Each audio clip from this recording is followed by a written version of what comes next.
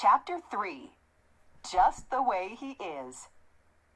Phil and Bruno looking dapper in a 2011 performance. In early 2009, the Smeezingtons produced their first #1 hit, Right Round, performed by rapper and singer Flo Rida.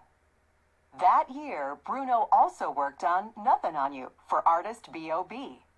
This was a rap song with a catchy, singable hook.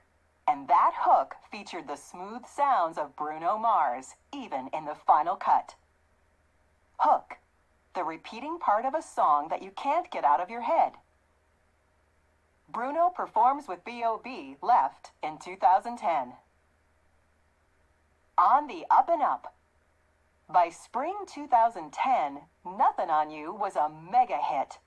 Everyone wanted to know who was that talented singer with the tilted hat and the to-die-for dimples. By now, Bruno had signed a deal with Elektra Records, and he couldn't get his album out fast enough. He was in the studio almost every day from waking to sleeping. In July, Bruno's single, Just the Way You Are, went straight to #1. Bruno wrote this sweet love song about a real girl. It was so simple that it could have been in his family's old Love Notes show. But it captured the feelings of smitten guys everywhere and made even more girls swoon. Single. A song that is sold by itself, not as part of an album. Screamin' for Shorty. Bruno can't get used to girls screaming for him. It makes him laugh. I'm 3 feet, 0.9 meters, tall, basically, he told Spin magazine. What are you girls screaming at? For the record, Bruno is 5 feet 5, 1.7 meters. Bruno showed his dark side with his next single, Grenade. This song is about a guy who would die for a girl even though she doesn't love him back. With Grenade, Bruno was already breaking records. He became the first male solo artist ever to have his first 2 singles go to #1. Bruno's first solo single, Just the Way You Are, popped up on iPods everywhere in July 2010. Solo. Alone, not part of a band. An amazing moment. Bruno played New York City for the first time in August 2010.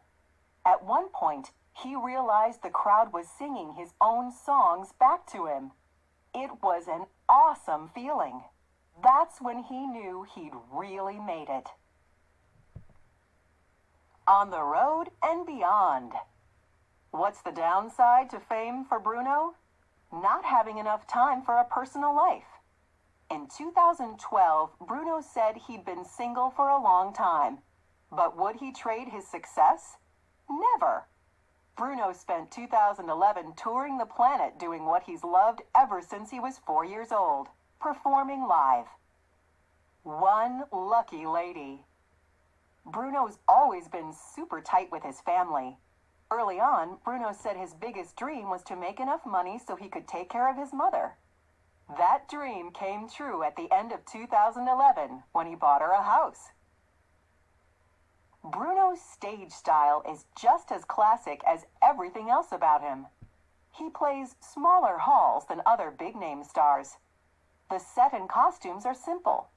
None of the show has been taped beforehand.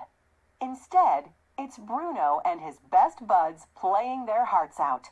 Bruno says, "The best part of our show is that you can tell we're all friends up there, and we're having the time of our lives."